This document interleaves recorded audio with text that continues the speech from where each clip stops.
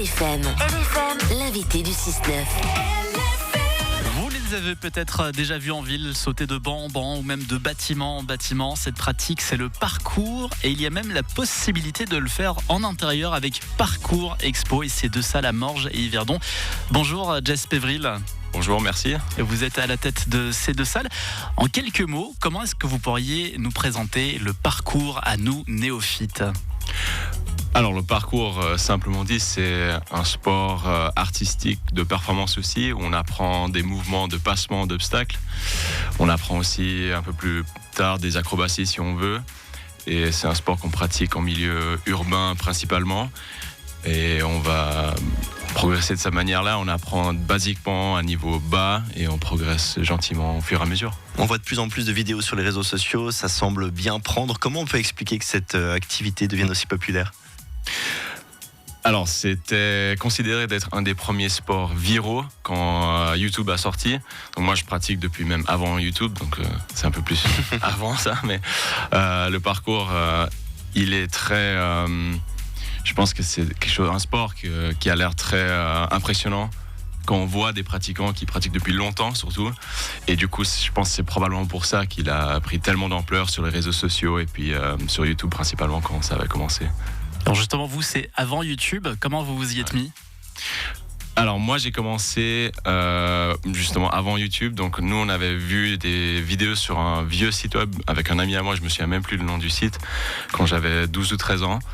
Et puis suite à ça, on avait vu des compilations de David Bell, donc un des cofondateurs du parcours, un des créateurs de Yamakasi.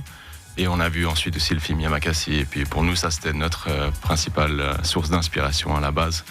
Et c'est comme ça que moi j'ai commencé personnellement.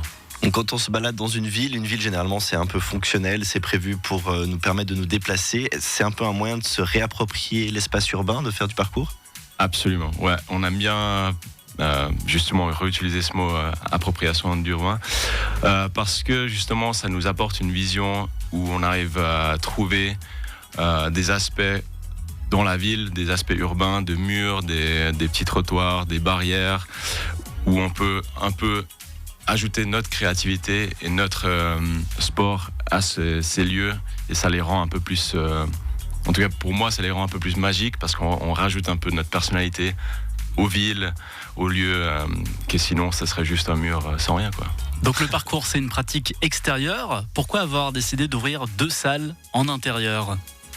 Alors nous, nos salles, c'est des lieux qui ont été construits pour la pratique et pour s'avancer dans le parcours. Mais oui, c'est un sport urbain à la base. Mais pour nous, ça nous change rien. Un lieu fermé, c'est un lieu où il n'y a pas de pluie, donc on peut s'entraîner pendant toute météo.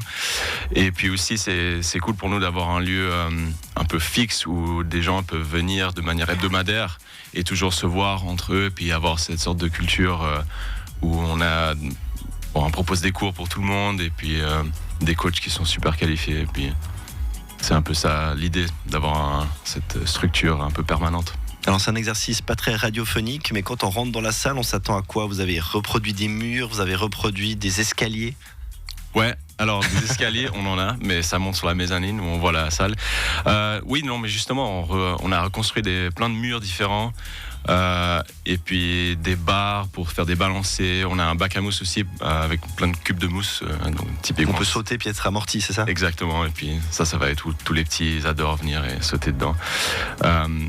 Mais principalement, on essaie de construire ces parcs d'une manière où il n'y a pas nécessairement des mouvements qui sont vus spécifiquement, mais on essaie de construire quelque chose qui est chaotique, mais en même temps qui va donner de l'inspiration à des jeunes et puis des gens pour venir et trouver leur propre manière de bouger à travers ces obstacles. Donc là, à la fin de l'émission, je suis tenté de m'inscrire à Parcours Expo, je fais mon premier cours. Qu'est-ce qui va se passer ? Les cours d'essai, alors déjà ils sont gratuits si jamais quelqu'un veut venir essayer, vous avez totalement le droit. Un cours, ça va être, on va faire un petit échauffement ensemble.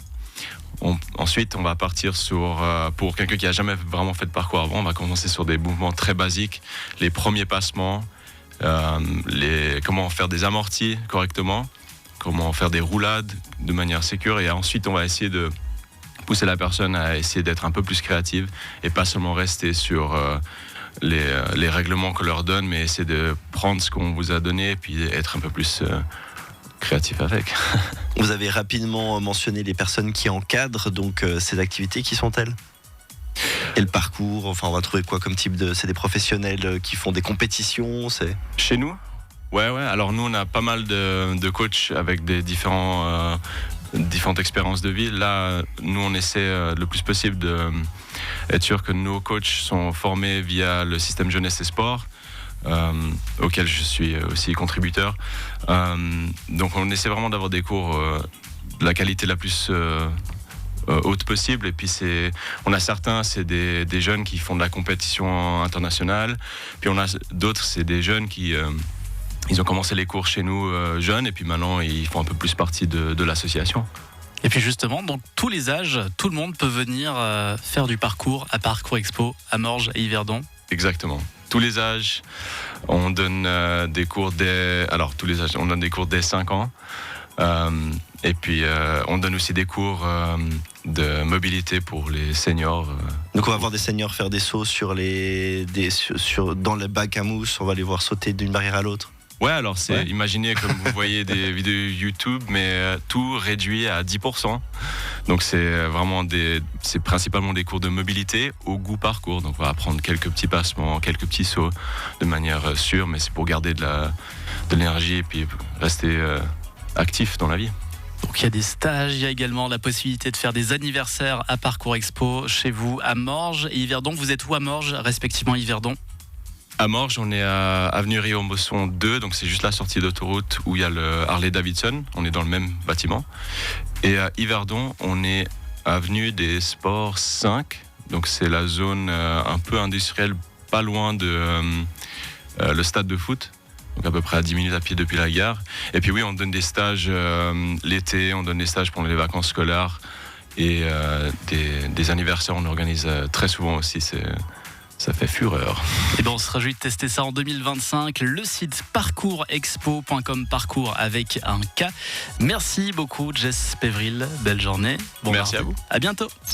LFM, le 6-9.